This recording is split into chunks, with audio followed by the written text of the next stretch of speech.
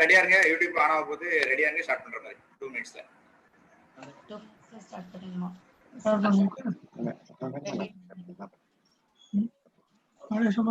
Start பண்ணி share கொடுத்துரு.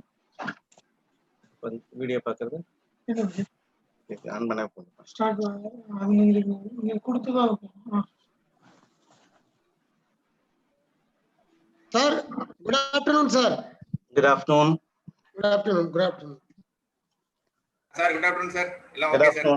Yeah. Okay, program start பண்ணலாம். Okay. Yeah. Shall we start the program? Yeah. Start. I'm waiting. Okay. Balasubramaniam. Okay, sir. We'll start. Sir, start பண்ணிடலாம் sir. எல்லாம் ரெடியா இருக்கு. Start பண்ணலாம். Can you request all others to unmute their mic? I mean, mute their.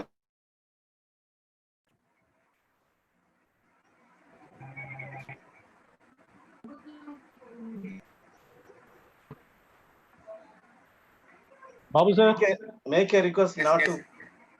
to unmute their mics, please. okay. Sir, shall we start? Yeah. Okay, thank you. Good evening, everyone. Today's national webinar on classroom communication strategies for teacher trainees.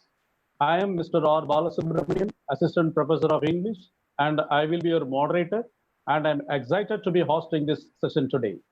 On behalf of St. John's College of Education, Palayamkottai, I thank you one and all for making time to join with us this evening, and I wish you all a pleasant day.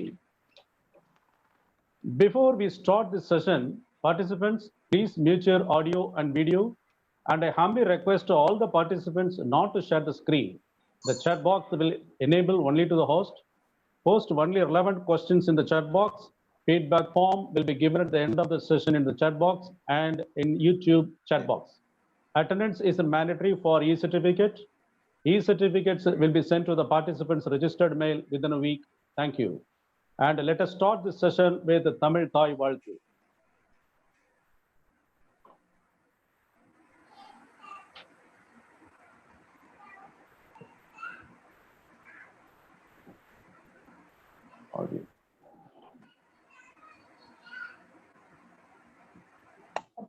Sir.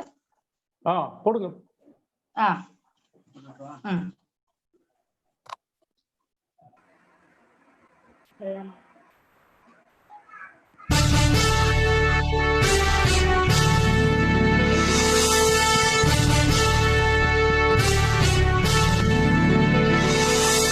நீராறும் கடலுடுத்த நிலமடமுறை கெழிலொழும் சீராறும் பதரமென திகழ்பரத கண்டமிதில் எக்கணமும் அதில் சிறந்த திராவிடனல் திருநாடும்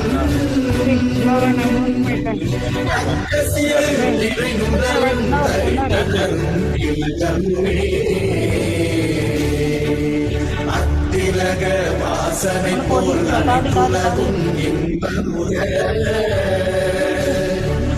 எத்திசையும் புகழ் மணக்க இருந்த பெரும் தமிழனங்கே உன் சீரிழமை திறம்பி என்று செய்ய மறந்து வாழ்த்துதுமே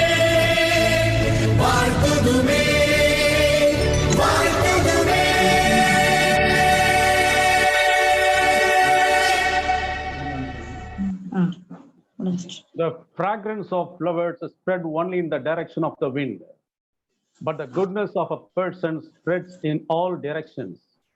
Amidst us, with us, we have an inspiring personality, Dr. Saravana Selvan, who had battled against all odds and reached the pinnacle of success.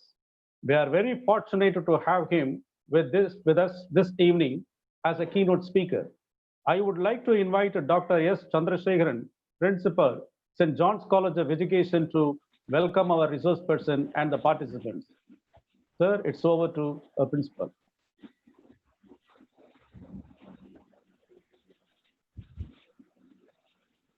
Principal, sir.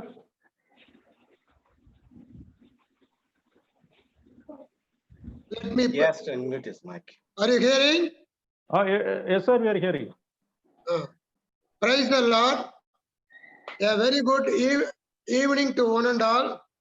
At the outset, let me praise our Lord Almighty for having gathered us through this virtual mode of national webinar. On behalf of the management, staff and students of St. John's College of Education, I welcome you one and all for this national webinar on classroom communication strategies for teacher trainees. St. John's College of Education is the first co-educational teacher training college which is started in the year of 2009 under the cap of CSI TDDA Tirunelveli Dias. Joyfully enrich, enhance and enlighten is our college motto. As a Christian minority institution, the primary aim of this institution is to train the budding youth teacher trainees in Christian values and principles with the love of wisdom and knowledge and a broad vision of national development into committed teachers. The ultimate aim of this institution is to mold the teacher trainees for the greater mission of social change and the cause of social justice. We are really happy to conduct online webinar during this COVID-19 pandemic period.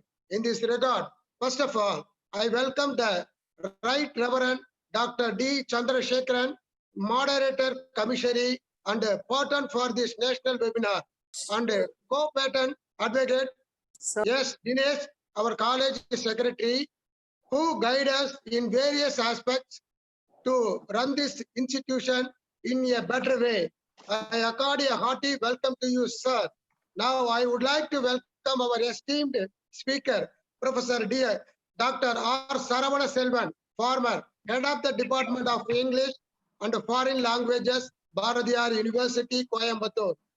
Sir has come from an absolutely ordinary background, like many of us, but who is a scholar for excellence. Thank you very much, sir, for having accepted our request to present your valuable talk on classroom communication strategies for teacher trainees. The teaching community are sure to learn a lot about the different communication strategies and take away the better understanding that will guide them in discovering opportunities for growth in this post-pandemic world. I am glad to know that Professor Saravana Selvan almost experienced and fulfilled the UGC's 3-dimension formula, that is teaching, research and extension activities over the last 33 years of his rich experience at college and university level.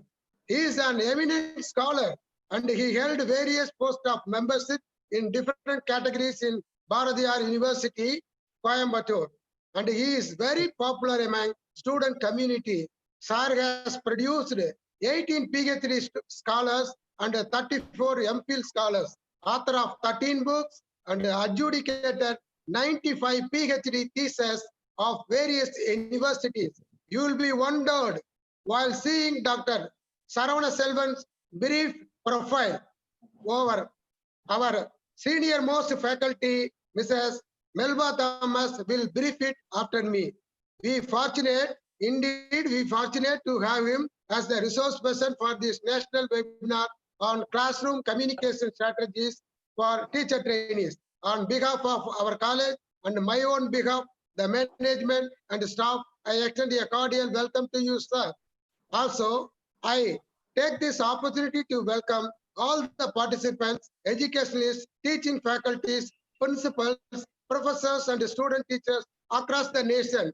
We are very happy to say that we have got more than 3,200 registration to take part in this national webinar.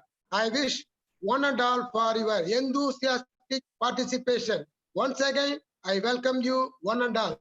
Thank you. Thank you, sir, for your wonderful words. Really, we are well honored to have with us the honorable keynote speaker. His Excellency, Dr. Saravana Selvan, sir, you hardly need any introduction. You have made all of us proud of your distinguished work in numerous capacities. In this regard, I would like to invite Mrs. Melba Thomas, Assistant Professor of Physical Science, to introduce our resource person. It's over to Mrs. Melba Thomas. Good evening to you all. It gives me immense pleasure to introduce our resource person, Dr. R. Saravana Selvan, to this webinar. His qualification is MA English, MA Political Science, MS Educational Management, MPhil, MR, PGDJ, PGDTE, and PhD. He worked as a professor and head of the Department of English and Foreign Languages, Bharatiyar University, Coimbatore. He has 33 years of teaching experience both at colleges and university. He has served as professor and head for 11 years. He served as member in syndicate, served as member in finance committee and member in Senate. Sir has acted as coordinator in RUSA. He acted as dean, faculty of research. Sir has acted as director, in charge and reader of UGC Academic Staff College. He worked as course coordinator for 16 UGC orientation program. Sir acted as coordinator for 5 refresher courses in English.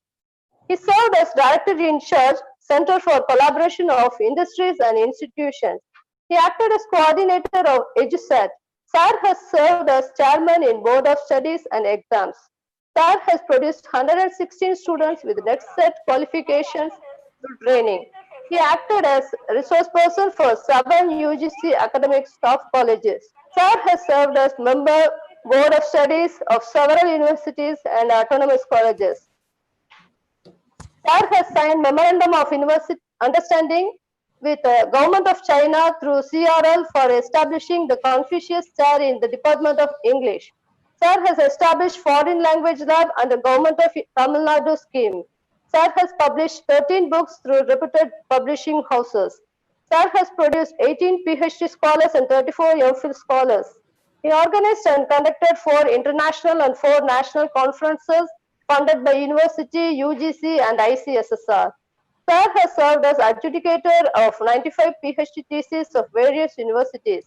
He published 8 articles in international journals and 32 in national journals. The St. John's College of Education is very thankful to the eminent person, Dr. R. Saravana Selvan, for consulting to be the resource person for this webinar on classroom communication strategies for teacher trainees. Thank you. Thank you. Thank you, madam, for your honoring our speaker with your wonderful introduction. Now, the online platform is for our resource person. Please proceed, sir. Thank you. Yeah, I can say very well. Good evening to all. It's really fantastic to see that nearly 500 participants. A huge response, huge response. I must congratulate the organizers for taking up so much of efforts to organize this webinar, national level webinar. Respected principal, Dr. Chandrasekhar, Dr. Balasubramaniam, the moderator, and the authorities of St. John College, and my good friend, Professor Muthumanikam, is responsible for evilly literally dragged me inside this one. I was a little busy with some other activities, but Professor Muthumanikam, a good friend of mine, formerly professor and head of the Department of Education of Madurai Kamaraj University. And when he says something, I can't say no to him. So it's only because of my long-standing friendship with Professor Muthumanikam, I've agreed to take up this national level seminar, the keynote address. I'm so happy, even during this pandemic period, the principal and the faculty members are organizing this wonderful program for the benefit of teacher trainers and the faculty members also, because we are in a very, very, very crucial stage. Am I audible? Yes, sir. Am Yes, I sir. audible? Yes, sir. Yes. This is something really a very challenging one. From Monday onwards, that is tomorrow onwards, the government has instructed us, directed us to go for online classes. It's really a very challenging one. It's nothing like face-to-face interaction. Personal interaction inside the classroom is always very interesting. We as a human being deal with the other human beings inside the classroom, and we enjoy thoroughly because we have a lot of opportunity to cut jokes and tell some humorous situations, stories, and we always pick up some examples from the classroom itself. And now this particular situation, this pandemic situation, has created a challenge, real challenge for the teachers, even the the classroom itself is a challenge, but then still this virtual situation, this pandemic situation has given us more challenges. And during this period, we have to raise up. This is the biggest challenge given to us by this.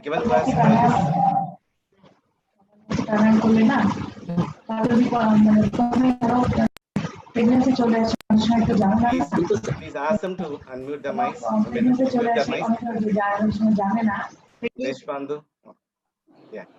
Admins, please now turn off the videos and the mics so that I will not have any disturbance. Please request Dr. Balasubramaniam and the moderator, please request everyone to mute their mics. Thank you. Thank you. Because my flow will get disturbed. That is right. Okay. So this COVID-19 has given us a very big challenge, but I'm sure now teachers, we are all trained and we are tuned for this kind of a challenge. Any kind of a situation is not a challenge for us. We take this as an opportunity. Challenges are always converted as opportunity. We always take this challenge as a greatest opportunity so that we are maturing ourselves. We now, including me, I should say that when I was not very comfortable with this online virtual classrooms. In fact, we were talking about that one, virtual classrooms, virtual colleges, virtual university, all virtual. But now the time has come that now we have to experience that one. Now we have undergo this kind of a thing thanks to COVID. And so as blessing in disguise, we are just taking up this kind of a thing, and we are just connected to the entire country. Now the faculty members and the teacher trainers all over the country are with us today. And St. John's College authorities are also with us, and the faculty and students are with us. And I'm also joining them.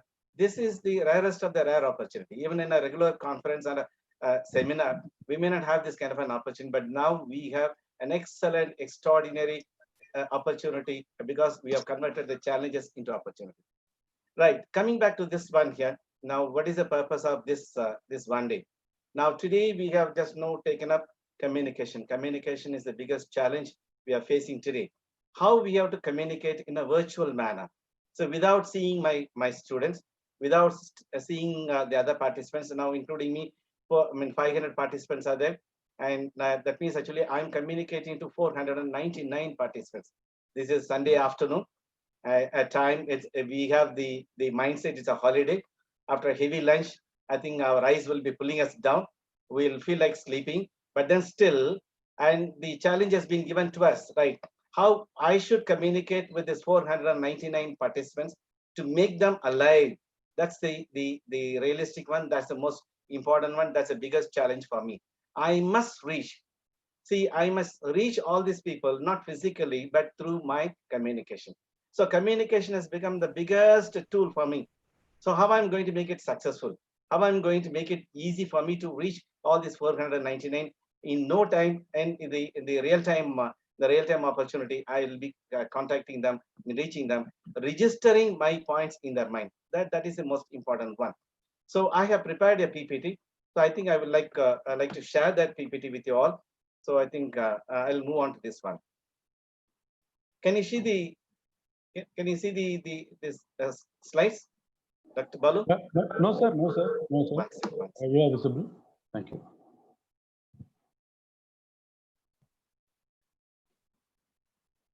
I'll just go to the chat.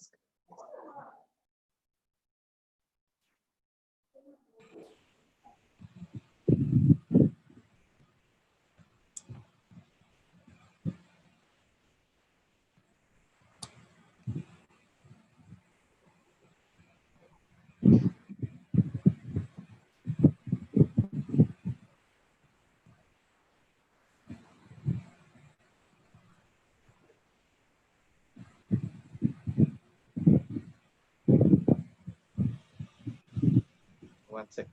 Some technical fault. It's just getting back to 1 second.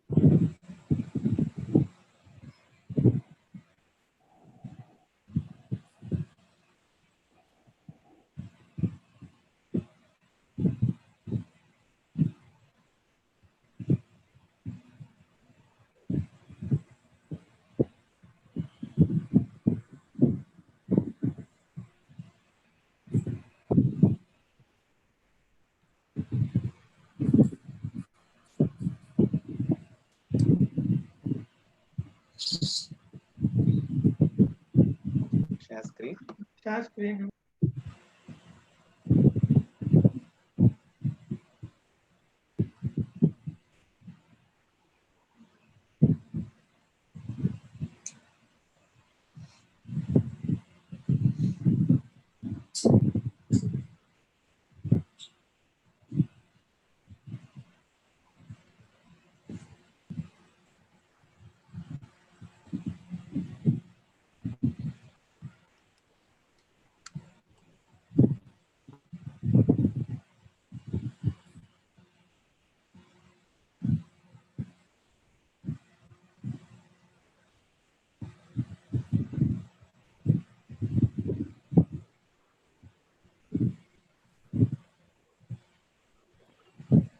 Sir, your PPT is visible, sir.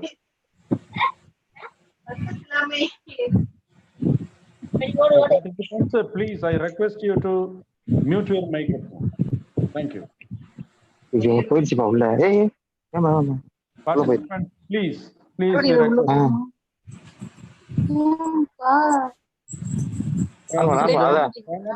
அந்த இது on பண்ணுப்பா கண்ணு மீறி ஒண்ணு வந்துச்சுல அதை on பண்ண வீவ hyper link இப்பதான் வரும் இல்ல ஓடிட்டு இருக்கு. Yeah, can you see my screen? Yes, sir. It's clear, sir. It's clear, sir. May proceed, sir. Thank you. Yes, sir.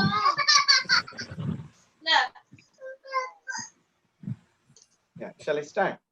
Yes, sir. Okay, Yes, right. sir. Now we'll start by seeing this one. Just now. Yeah. Now today we'll be seeing the classroom communication strategy, structure, and action. How are we going to do that also, right? So,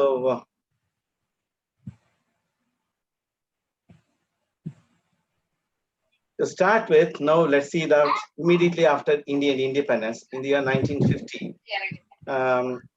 Dr. Balu, in case any disturbance is there, just now you can ask me, okay? You can stop me also, feel free. If the slide or my audio is, are you able to hear me?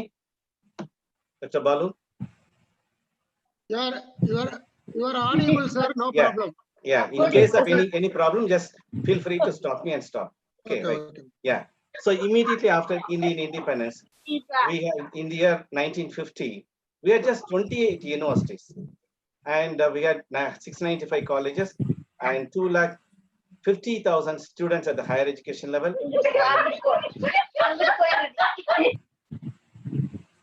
Trained by 12,000 teachers. Yes, right. In the year 1950, immediately after Indian independence, we had just 28. I'm not telling about the universities in Coimbatore or in Tamil Nadu. We had just not 28 universities at the national level. Right, such was the biggest challenge, especially for the higher education scenario. Very limited number of universities, and we had just less number of colleges to offer higher education, and we had just 2.5 lakh students only. But the most interesting area was 12,000 teachers. Just 12,000 teachers were training 2.5 lakh students through 695 colleges, and we had just 28 universities to lead us. But the kind of a communication we had, the teachers we had, and during this 1950, or the teachers who have been trained during this 1950, were so fantastic. They were able to register their communication in our mind and heart in such a manner. The students who have been trained during this particular period, they had remarkable experience of teaching experience. And even today now, the teachers who have been trained during this particular period, immediately after independence, they gave us an excellent experience. I still remember, I did my MA in Madras Christian College. I still remember the teachers who just know so strong in the communication, and they just know reached us so thoroughly. They made it a point to register their points and ideas and the concepts in our mind so strongly. They took a lot of efforts. I still remember Professor Benashan, and he was so enthusiastic. He had the demonstrative method of teaching, and he was, especially while teaching this, the play Othello, he used to take the different roles. He used to take the role of Iago. He used to take the role of Othello, Desdemona, and even the Casca. All characters we can see through him. Now, if I want to remember the face of Othello, my professor's face is Othello's face, the dark, ugly face of the Moor, the hero. The hero's face was such an ugly one. My professor's face is the face of Iago. And the most beautiful lady, Desdemona. And Desdemona's face is also my process face, and the villainic face is also my process face, and Casca, almost all characters. No, because he used to play those roles inside this classroom. The communication was so strong, both verbal and non-verbal communication was so strong in game. He still lives in me. What is good teaching? What is good teaching? The impact of a teacher should continue to follow the students even outside the classroom, even after decades. That is good teaching. And that good teaching is what? The teacher who has communicated so strongly. The teacher who has taken efforts to register his communication in the minds and hearts of his students. Though, see, now I'm just talking at the national level, to the participants at the national level. If I'm able to register my points in the audience without even seeing them, if I'm able to register my points in their minds and hearts, I'm a good teacher. Otherwise, it's a failure for me. All my efforts will be in vain. I've taken a lot of pains to prepare this one, but then still, if my communication is not proper, all my communication, all my points, all my ideas, all my thought process will go in waste and will be in vain, and I will not be successful in reaching them. So through my communication, through my verbal and non-verbal communication, of course, non-verbal communication is not possible through this virtual mode, except my facial expression. And it's because inside my classroom, my whole body moves. My whole body moves. My movement of my movement of my body, hands, legs, the shrug of the shoulder, all communicate so effectively. But then still, on the virtual mode, only the facial expressions. Most of the time, it is also not possible because I'm not able to see my children. I'm not able to see my students. As I'm not able to see my audience, my facial reaction is also limited because I'm able to see only the screen and my faces, and not the faces of the others. So as a result, as a thing, the communication now this pandemic period, I must be very, very strong. I must be very, very powerful in my verbal communication. My verbal communication should be very strong so that I should modify, I should bring this non-verbal communication also through my verbal communication. And if I can do that one, I'm successful. Otherwise only. So now what's happening here now? In the 1950, this was the scene. Now we have the next slide tells about India today. We have so many, nearly 1,000 universities are there.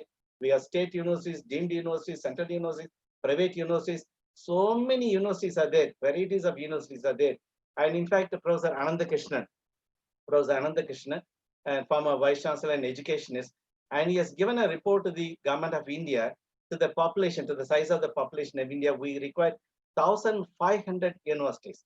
We are in need of 1,500 universities. That was the report given by Professor Ananda Krishnan to the government of India. But today, now we are really reaching that magnetic number, the magic number of 1,000. And so many universities are there. We have nearly 40,000 colleges. This number is growing every day. And we have nearly 4.5 crore students. And the most interesting area, we have nearly 15 lakh teachers approved by UGC. The data is available. These data are available in the UGC website. You can just go there and update this also. 15 lakh teachers are there. Now, these 15 lakh teachers are training at the higher education level to 4.5 crore students through 40,000 colleges, through 1,000 universities. But now the question is now how strong we are in our quality of education. Quality of education is how strong we are. This is a $1 million question mark that is there in the minds of the teachers, authorities, and even the general public, and even the parents and students also. Now, when I was there in my classes, and in fact, no, when I go to my classes regularly, recently I got retired, but then still, I remain as a teacher because of these online programs. But then still, whenever I teach, I try to imitate some of my teachers. I combine a group of teachers. I just put them all together so that I would like to try to excel them, because a philosopher like Will Durant in an essay called The Story of Philosophy, fantastic essay, and all teachers must read that one. The Story of Philosophy by Will Durant. He raises a question. He asks a question there in that essay: how to become a great man? How to become a great man? He himself answers the question by climbing on the shoulders of a great man. So I am trying to climb on the shoulders of my great teachers. Still, even after my retirement, I'm trying to imitate some of my teachers. Combine all the styles. When I combine all the styles, I have my own style also contributing to that one. So I excel my teachers. I'll be climbing on the shoulders of my teachers so that I become a teacher. I become a model teacher. I become real teacher, inspiring teachers to my students and to my audience. So this is the purpose of education. If the purpose of education is what this, the purpose of communication or communicating with my students. What is the purpose? That I should excel my teachers. If you can excel me, that is the greatest Nobel Prize for me. That's the biggest award for me. The day my students excel me in my communication, or they become a best teacher or a better teacher than me, I will be the happiest person, because this is the only profession where we don't have the jealousy. We don't feel jealous of of our children. When our children grow up better than us, we really feel happy. So in India today, we have so many colleges, so many universities, so many numbers of students and teachers, but still communication is becoming a biggest problem, even after 400 years of the presence of English, especially the communication in English. We fail miserably, or we are struggling like anything to communicate this English language to our children, and children are finding it very difficult, and teachers are finding it difficult to teach them, and somewhere the mismatch is there. And now what is the problem? All our all our students are finding it difficult to learn English language, and the industry, that is the job givers, they expect our children to speak in English. They expect our children to listen in English and speak in English. But unfortunately, we the teachers through our colleges, through our universities, we train our children in reading and writing. If only we can slightly change the method of our communication, the style of our communication slightly, and we change our attitude, because any kind of a training program or any kind of a session, this kind of a training program or this kind of the sessions, the seminars, they should bring in a behavior modification and an attitudinal change in our listeners, in our students. If we can bring this attitudinal change and the behavior modification, definitely there will be a bigger effect in our attitude in teaching. So what is the change we should bring in our attitude? We should give enough attention to listening and speaking.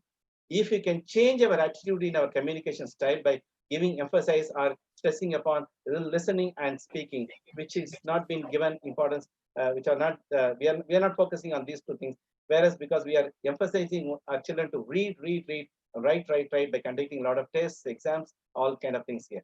So we the teachers and the teacher trainers must change our attitude. We must modify our attitude. By changing our attitude and modifying our behavior, we can really make our children and have successful communication. Because the entire process of teaching is to bring in that desired change in our children here. So, and we as teachers, as teacher trainers, we should focus on modifying the by modifying the communication. For that, I must aim at modifying my behavior, my attitude towards my teaching, and that is the purpose of this session.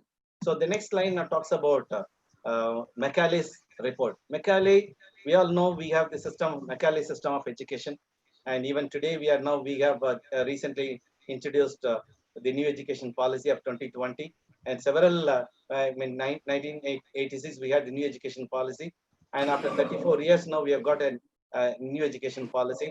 But Macaulay system of education is still there in our mind, and that is what now we have to change. This is a time for us to change the system. But Macaulay has also had some kind of a good ideas, and Macaulay was we know him as a politician, as an authority, as an administrator.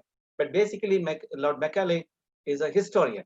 As a historian, he gave a report to the British Parliament near 1835. Now see that now what is that? Is it the report runs like this: I have traveled the length and breadth of India, and I have not seen a person who is a beggar, who is a thief. Such wealth I have seen in this country. So I'm reading the report given by Lord Macaulay in the British Parliament.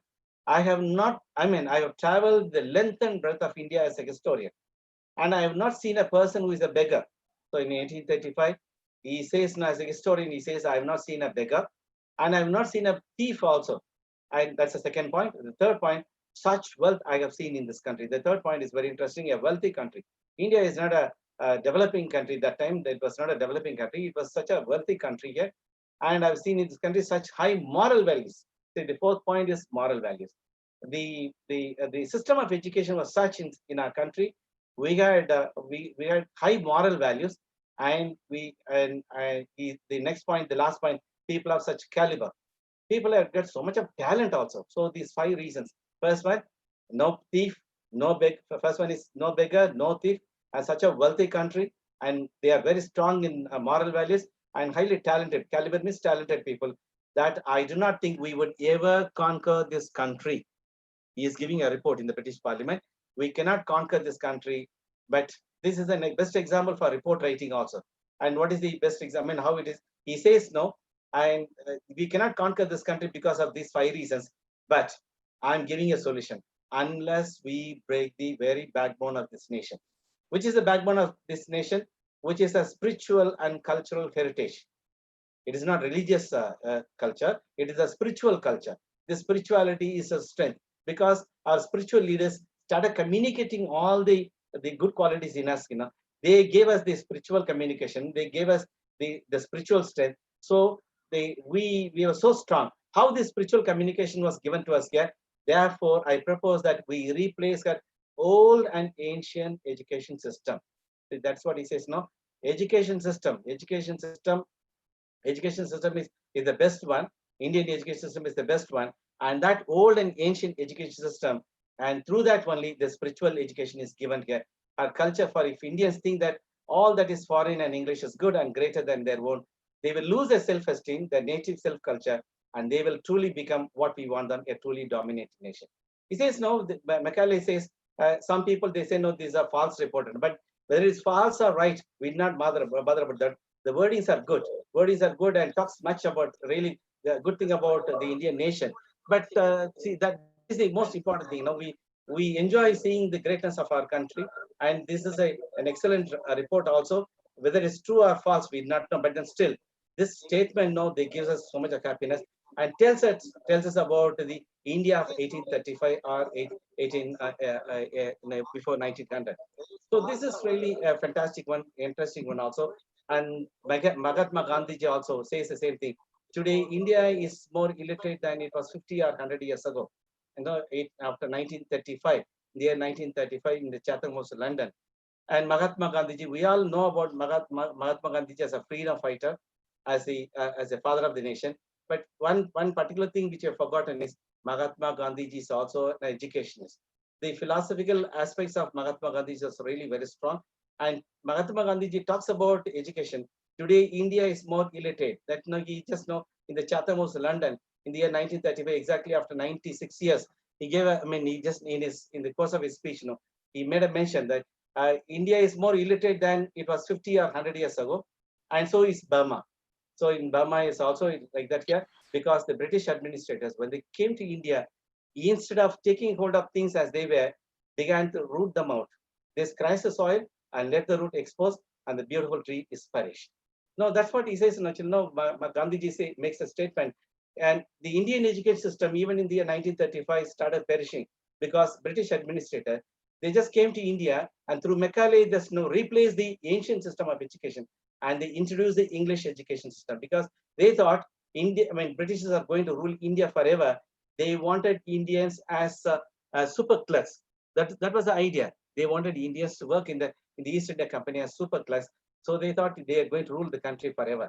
So they wanted only super clerks from Indian country. So they introduced the English education to train our children, train our Indians to work for the East India Company. That was the situation. Now, same Mahatma Gandhi has given us a solution also. What is the solution? What is an ideal education? Gandhiji himself tells about the ideal education. What is ideal education? He says He says an ideal education has to draw out the best in the boys and girls to be educated. And one of the finest statements which I personally love and like this one here, Gandhiji says, which is a perfect education. What is ideal education?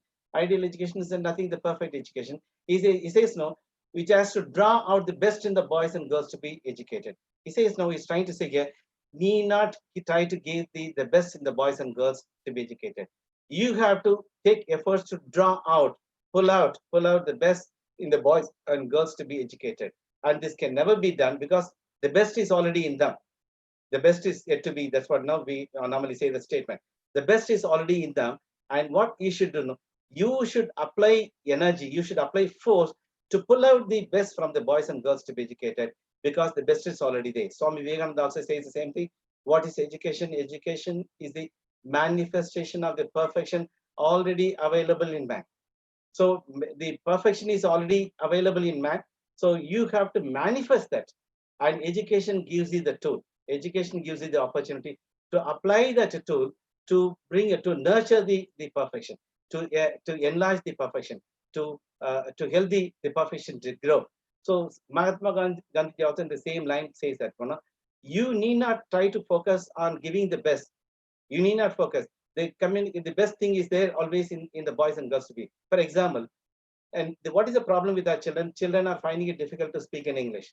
They are trying to communicate. They are miserably failing to communicate in English. And in fact, now we must accept one particular fact. Our children are very poor even in their mother tongue. They don't know how to communicate so strongly in their mother tongue also. Maybe the colloquial form. The colloquial form, they are very strong. But in the literary form, when you ask them to speak on the stage for 2 minutes using the language, mother tongue, perfect mother tongue, they struggle like anything. They are not strong in their communication. They are not strong in their mother tongue. They're not strong in English language. They're not strong in any language. What is the problem with them?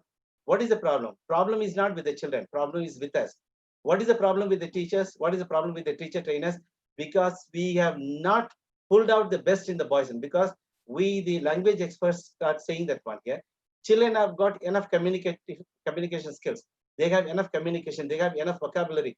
They have enough language in them. And what is the problem? They have never realized their own potentiality. They do not know how much language they have. What is the level of the language? If only they realize, the day they realize their strength in communication, automatically they start speaking in English. They start speaking in the mother tongue so perfectly and clearly and effectively also. So the lack of realization, has put them down. And if only they can just communicate so strongly here, if only they realize their own potentiality, automatically they can just improve them. And this is what we must do. We, the teachers, must make the children understand the best in them. And if you can just exhibit the best in them, automatically they'll be very strong in their communication. And that is possible through my communication. I must communicate to their hearts. I must communicate to their minds. By communicating to their minds and hearts, I am so successful in making them communicate also, because language is nothing but an imitation. I'm here in Coimbatore. Here the language in Coimbatore is so elastically spoken. Amani. So they stretch each and every word. Coimbatorians know they start stretching each and every word like elastic. Elastic way of talking. And so now in Chennai and all, we have a different language. In Madurai, we have a different language. In Tirunelveli, we have same Tamil. Tamil is the one language, but it's just spoken in different form. We call that as a dialectical variation also. I mean, for every kilometer, the language keeps on changing. That's a dialectical variation of language here. That's what language experts say. But what I'm trying to say here, all these varieties are language here, the same Tamil language. And that is also applicable to English language. One thing is now we must make our children understand how much language they know, how much potentiality they have in their communication. If only they understand that one, and automatically the communication is not a problem at all. They come up in like anything. So what we should do for this one? And we need to understand certain strategies for effective communication. How to make our communication effective. All of us communicate. All of us talk. All of us now feel like talking. Talking is the most happiest thing one can have in life. Because without talking, if you ask someone keep quiet, no, I think that the biggest punishment that can be given to anyone. We feel like talking in the absence of teachers. No students feel like talking. If only nobody is there, all the 449 are people unmute their mic and they start talking. It'll be a noisy session. But then still now we have requested them. We have just made them to mute their mics, and so they are just keeping quiet. They are not able to talk. And some of them are raising their hands also because they want to ask questions. But this is not a regular classroom situation. As such, participants cannot immediately interact with the resource person or with the other experts available on the platform. Now, because once we start discussing, I think that there will be some problem. The flow will not be there. So I'll complete my session. Then I'll give you the opportunity for interacting with me. So I think the last 15 minutes is earmarked for interaction. Now, what are the strategies which we can follow for our effective communication? And so now, as I've already told you now, and some I've just downloaded a few leave letters. Leave letters are available in the internet just for some humorous situation, because usually will not be this serious inside the classroom. I just wanted to have some lighter moment also. I just now downloaded some of these leave letters available in the internet, and the few leave letters are written by employees working in corporates. And look at the language here. And this first one is now from Infosys. An employee of employee is just now he just planning to sell his property, and he's just now writing the leave letter. Since I have to go to my village to sell my land, and now it is continuing. Along with my wife, please sanction me 1 week leave. So this is an Infosys employee. He writes in such a manner, the body of the leave letter, since I have to go to my village to sell my land along with my wife. What does it mean? Those who buy my land will also be buying my wife. So because now this is the kind of a communication we have. It's actually a funny statement.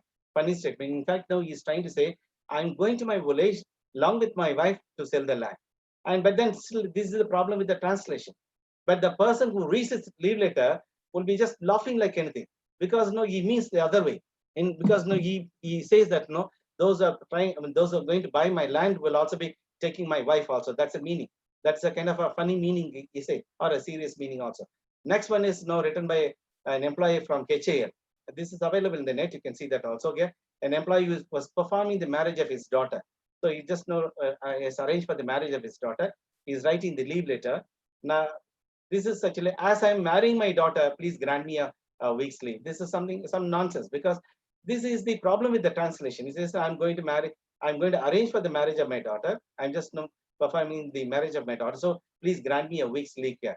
And this another one is very interesting. And I personally enjoy. As my mother-in-law has expired, a man is writing this leave letter. Mother-in-law and son-in-law, mother-in-law, daughter-in-law, now they never sailed together.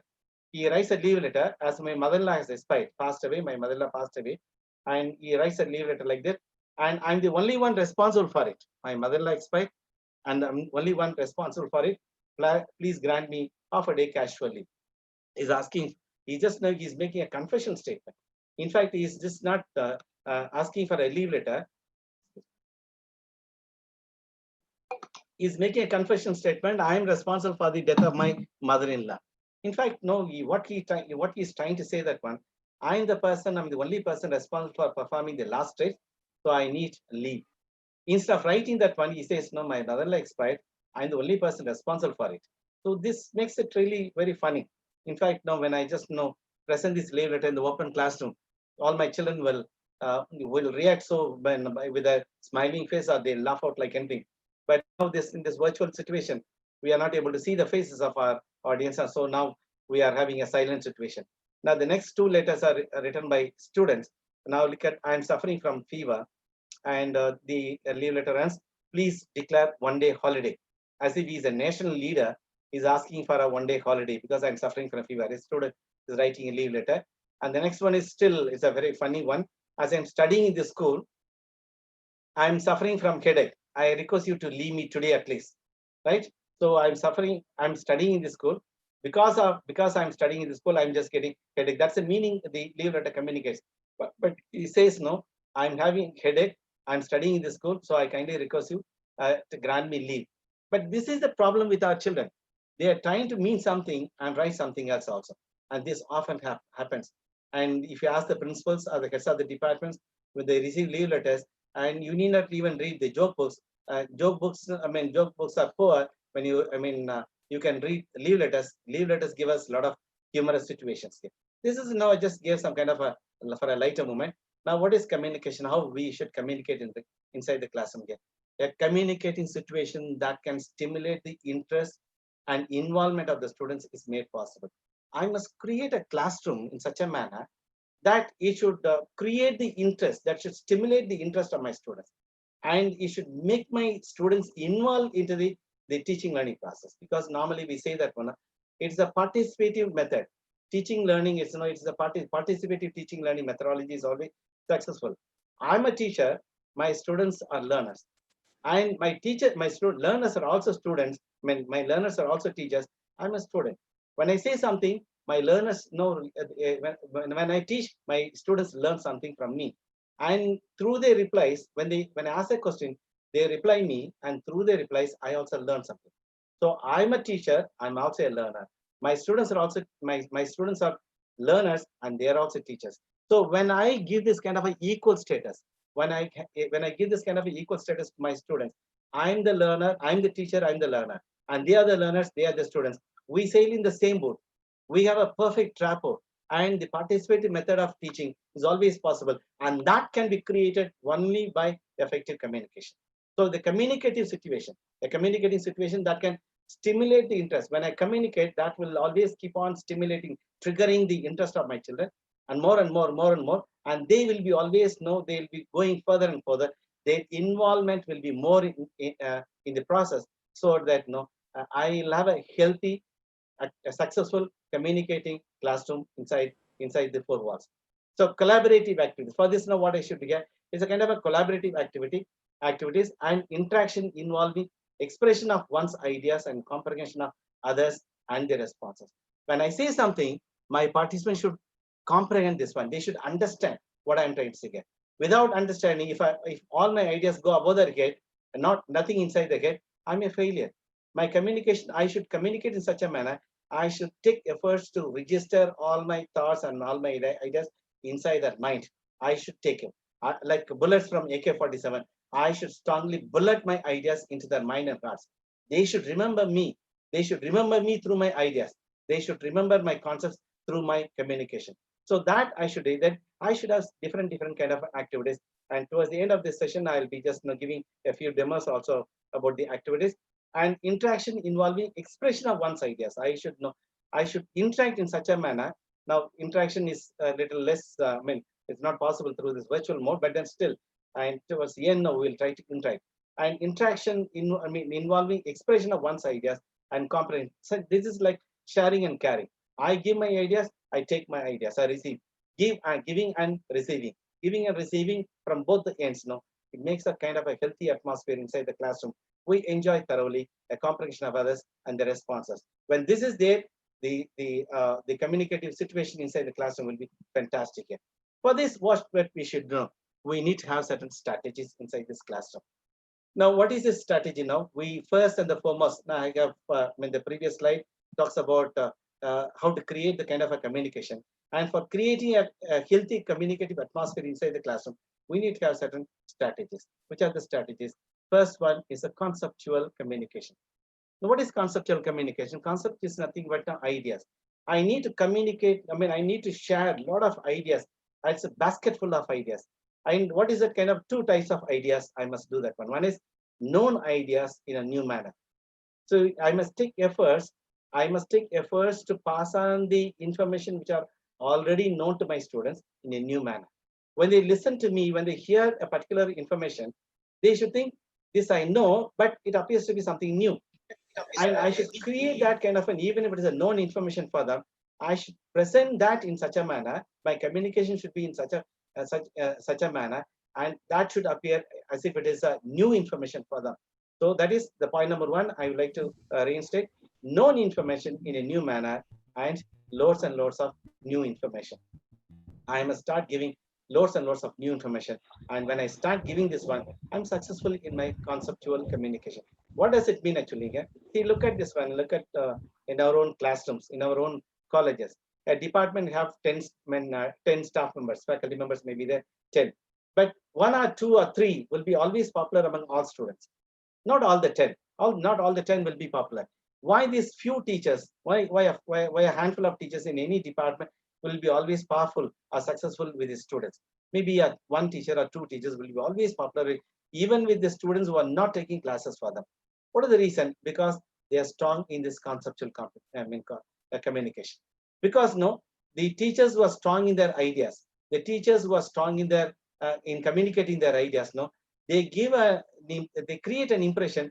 They are counselors. They are also very, very successful in counseling the students. So the first and the foremost role of a teacher inside any education system is to serve as a counselor. And who will come to this one? As Bible says, no, ask for it will be given, knock the doors, it will be open. And but here inside the classroom, even before they can ask, I should give them. Even before they knock, before they knock the doors, I should present them. But ideas given by the teachers, counseling given by the teachers, no, students should come and knock us. They should ask for it. They should knock our doors. Only when they ask for it, only when they approach us, the counseling has its effect. If I start giving the counseling, and it will never have, it never gets the desired result. So I must make children come to me asking for counseling. And who will come to me? Only when children get their confidence in me that I am a knowledgeable person. I'm a person with strong ideas.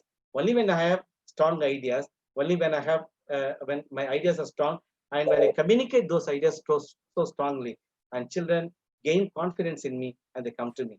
Otherwise, they never come. So for that, I should do the known information. I should present it as if it is a new information, and the loads and loads of new information. I must do this one. When I do this one, I am so strong in my conceptual communication, and my ideas are communicated so strongly. I become a successful counselor in my college or in my institution, as well as inside my classroom, and guide my children, lead my children in a successful manner. The next point is actually, the next point is very, very, very interesting. It is instructional communication. How do I teach? How do I teach? There are several methods of teaching are there.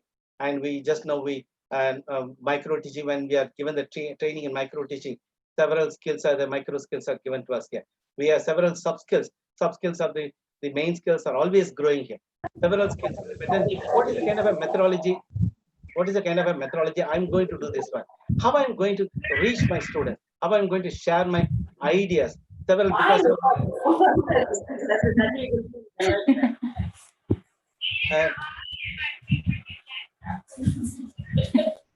yeah.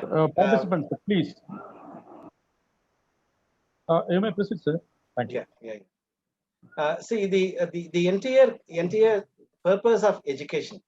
The entire purpose of education is to infuse confidence in our children. In fact, no, I used to give the example. If I'm not well, I go to a doctor. The doctor injects the medicine inside me. And to inject the medicine inside me, because I'm not well, he requires certain tools. That is a needle and the syringe. And he takes the needle, fixes it with the syringe, and just now pulls out the medicine from the bottle. And then he just now pushes the medicine inside my body using the needle. So to inject the medicine inside me, the doctor requires a needle and the syringe. So the needle and the syringe are the tools of the doctor's profession. Similarly, the textbooks are the tools. The textbooks are the tools for me to inject certain medicine inside my students. Unfortunately, in our education system, we are focusing much on the tools. We are focusing much on the textbooks. As a result, we are all the time covering the syllabus. We never focus on uncovering the syllabus. Once I start uncovering the syllabus, I'm using my communication. My communication is effective. I start uncovering my syllabus, and I'll be focusing on communicating the concepts in the textbook only, not the tools. I will not be focusing on the textbook. I'll not be a postman to pass on the messages available in the textbook and to my students and to my listeners. If I'm just now transfer the printed text in a oral form or in the written form or in some other mode, I become a postman. I just simply deliver. Simply deliver what is there in the printed text. Instead, if I can uncover the text, I'm injecting the confidence in them. Once I inject the confidence in them, automatically they become a better teacher than me. So to inject the confidence in them, I need to be a very, very effective communicator. So if I start focusing on the strategies for infusing the confidence, automatically my communication becomes stronger. Because I was so far till this moment, I was focusing on the textbook. I was focusing on covering the syllabus. I was focusing on covering the syllabus. I was focusing on the lessons. I was focusing on the units. Hereafter, I need not focus on that one. Without me also, children should be in a position to learn, because I have given the confidence. The last lesson, if they can say, sir, you need not teach, ma'am, you need not teach, we will teach you. If students can join together and do the peer teaching, and then just if they can teach us, no, that would be fantastic one. So if I can give that confidence, even I mean, our children are going for teacher training program. In the teacher training program, as guides, when I just go there, as supervisors, when I go there, if I get the thrilling experience, oh, my children are teaching better than me, that means I have infused the confidence in them. I have infused the confidence. I have uncovered the syllabus for them. I have not covered the syllabus. So hereafter, as teachers and teacher trainers, we must focus on our instructional communication, how I'm going to infuse the confidence in them, injecting the confidence in them to cover up, not to cover up the syllabus, to uncover the syllabus in them, so that they become better teachers than me, because coming days are going to be very, very challenging. It's not an ordinary thing. It is really a challenging one. And the present teachers and the future teachers are going to be having a tough time, because yesterday World Health Organization I said, we must live with this COVID-19 forever, and the remedy is not in the near future, he says. That means what? No, the situation may not improve, but we are not going to worry about that one, whether it is going to improve or not. I'm not talking in a negative manner. I must know, nothing can stop me. I must keep on going on and on, on and on, on and on.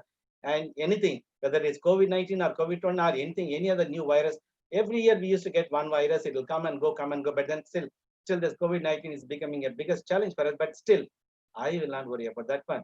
Come what may, I'll be doing my job in a perfect manner. I'll be reaching my children in a successful manner. I'll be communicating to them in a most proper manner here. So this is the most interesting thing. And the next one is group communication. I must how I should communicate in the larger.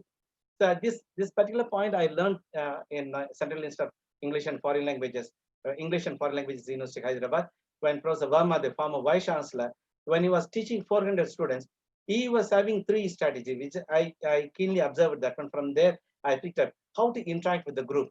Now, of course, this virtual mode, are not giving us much importance, but still, I make it a point to talk to Professor Chandrasekhar and Professor Balasubramanian quite often, and I name them also because they are just coordinating this entire program. Otherwise, I just name in the regular classroom, I'll be always naming. First and the foremost thing which we should do when you talk with the group, pick up the names of the children. So don't call them next, or just identify our children inside the classroom with the size of the body or the color of the dress or anything on the side, that blue shirt, red shirt, white saree, green saree, nothing on the side, or the fatty fellow, next fellow, again, nothing on. You must make it a point to identify children by their names only. So you must know them by their name. First and the foremost one. The second one, you must keep on rotating your eyes, oscillating your eyes from the left to right, right to left, left to right. So that means now you need to have eye-to-eye contact with all your students, eye to eye, because eyes are so powerful. When you just communicate, you can so effectively communicate through eyes also. Eyes are so powerful to control our students. So inside the classroom, whatever be the size of the classroom, whether it is 40 or 400, never mind about that one. When you just rotate your head from this side to this side, or this side to this side, you lock up all the pair of eyes with your eyes. When you lock up, they can't do anything else. They have to dance to your tunes only, and all the pair of eyes are locked up with your pair of eyes. Now they'll have to dance to your tunes only. By doing this one, you can effectively control whatever be the size of the classroom. The second one. The third one, you can have a slow walk inside the classroom also. You can have a slow walk. Don't try to have a reverse walk. Just go and just come back also, and make it a point inside the classroom. You should not walk in a hurried manner. Some teachers, I've seen them always they'll be running inside the classroom like a rat inside a cage, and they'll not be just having the stableness. They'll be running here and there and here. That should not happen here. You should have a casual, informal, a steady move inside the classroom. So you can just have a small, slow walk in the air also. Just come back also, so that the proximity of the teachers, the proximity of the nearness of the teacher to the students. Please don't have any physical touch or anything, because nowadays a lot of problems are coming. So without having any physical contact with the children, students, you can just have a small walk, just stand by just near the students and just come back. The nearness or the proximity of the teachers, this just keep the students alert. So by doing these 3 strategies, You can communicate with any number of students, n number of students also. That's first one. Call them by name. And just no second one, no eye contact. Third one, just have a slow walk. When you do by doing this one, you can control any number of students in the classroom, and your communication will be reaching all the students. No one will miss your communication. The next point is actually, is an interactive communication. Now, this is I always believe this a very strong one. So, what is interaction? What is interaction? Interaction all the time. So far we have been having an opinion, and by asking questions and encouraging our children to ask questions. Asking question is not interaction. That is interrogation. When I ask question, what is your name? Have you understood this one? So I just raise up my voice. When I ask this one, children normally they hesitate to answer. Instead of interrogating with them, if I interact, do you understand this point? Can I have any question? Can I have some questions from you? And if you have any, when I interact with them, children feel free to interact with me. They don't have any hesitation. So interaction and interrogation are two different things. When I force them to, answer my question, they normally say, I don't know, sir. I have no question, sir. Yes, sir, no, sir. That kind of a thing will be there. So we must slightly change our style of communicating inside the classroom.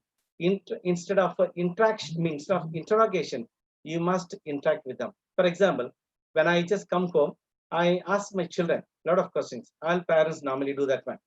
Have you finished your homework? What has happened in the college? And been any problem with the teachers, or any problem in the college? Any problem with the friends? I ask hundreds of questions. For all my questions, children beautifully answer yes or no, or in a non-verbal way also they answer. They don't interact with me at all. They respond to me in a single word, as if it is a single word question. They answer me yes, no, yes, no. They just ask in such a manner. So because I interrogate them, and they just respond to me in a minimum manner. When the same children, and when they interact with the classmates or with the friends, for hours together they talk, especially in our mobile phone, they just talk for hours together. And the same children are not having time to talk to the parents. Parents know we are longing to talk to our children, but children are not, because we have an interrogative method of communication, whereas friends have the interactive method of communication. As teachers, we must learn this interactive method. If I know this interactive method, that is what is interactive method. Without asking questions, I must talk to my students.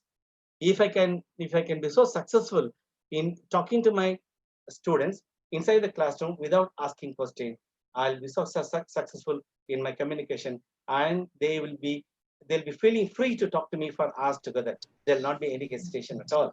They'll not be having any kind of a problem in talking to me, because once I just have this interactive communication, once I just develop this interactive communication, and children have the feeling that I'm a friend to them, I'm a equal person to them, and automatically they join me and they feel free to interact with me, right? So this is another strategy here. And the next point actually is evaluation communication. And we need to, of course, in the in this virtual mode, it's very difficult to evaluate the moods of the students.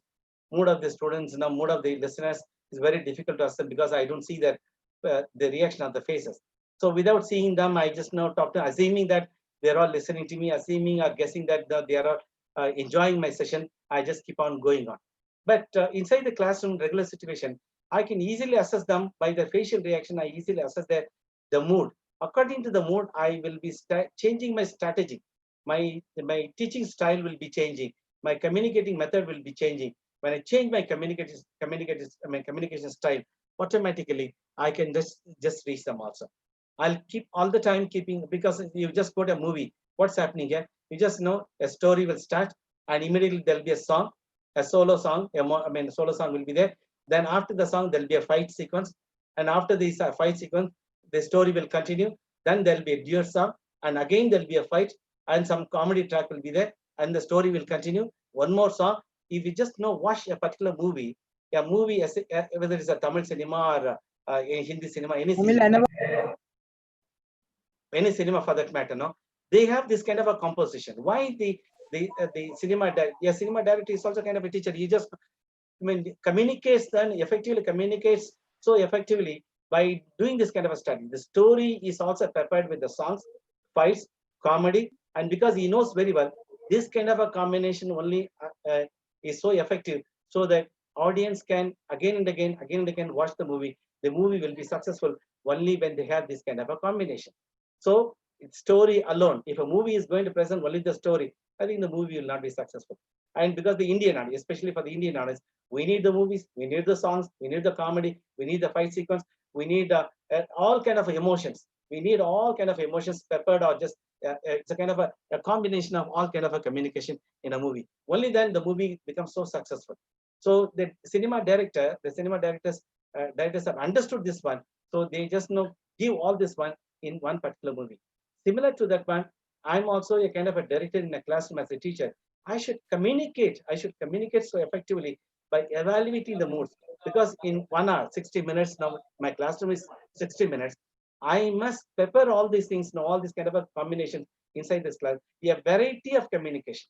And I must start giving them according to the mood of the students. I must keep on changing the content of my communication and the style of my communication, the method of my communication. Once I start doing that one, automatically I'll be a successful teacher inside the classroom again. The next slide is actually a managerial communication. How I should manage my communication. I should manage, a manager in a company communicates so effectively. The vice chancellor communicates the colleges as well as the faculty members and the students so effectively. The chief minister communicates, prime minister communicates, and all the people, all the leaders, all the managers, they effectively communicate to others. How do they manage? Managing is always a challenging one. It's always like walking on the razor's edge. Normally, I used to say that one. With the two conditions, you should walk on the edges of the razor. So on the manager, a managerial person, a person who is a manager should walk on the edges of the razor with the two conditions. Condition number one, he should not hurt himself by walking on the sharpest edges of the razor. Condition number two, he should not damage the blade also. So without damaging the razor, without damaging himself, you should know the knack of walking on the edges of the razor. That is the job of a manager. As a manager, as a teacher, I'm also a manager. As a manager, without damaging myself and without damaging the attitude of the students, I should effectively manage my communication inside my classroom, and then I'm a successful teacher. If my communication is proper, if I'm able to reach my children so successfully, and I'm a successful manager in communicating my ideas to my children, my communication is very strong, and I'm able to manage my students. Normally, a teacher who is very strong in communication never says, never directs the children to get out of his classroom. A teacher who is very strong in communication will always have excellent students while inside the classroom, and problematic students will not be there in a classroom wherever the communication is very strong. When the teachers are having strong communication, children will not have the attitude to create problem to that particular teacher. Problematic children will not be there because they are so, the communication is so strong, the communication is magnetic. He or she attracts the attention of the students through his communication, and communication is so strong, it's so continuous. Children will not have any time or any moment to think anything else. So all the children will be, all the listeners will be all the time continuously listening, because my communication is like a chain, one after another. They are linked together, so they will not have any time to think anything else. So only when I give a gap, only when I give a break in their communication, when they're listening, and automatically they think something else. Even a small 1 minute gap, a few seconds gap is enough for them to think something else. When I give them some gap to think something else, they create problems too. So then the problem creators will be there in the classroom. Even if I give a gap, they should be thinking on my lines only. I'm a magnet. I have given a task to them. They should keep on thinking on my line only, so that they will not think anything else. The entire classroom for 1 hour or 2 hours or 3 hours will be always under my control only. So they cannot think anything else. So that is what is called managerial communication. And the first, the next one is actually, just now remove the other. And some technical problems.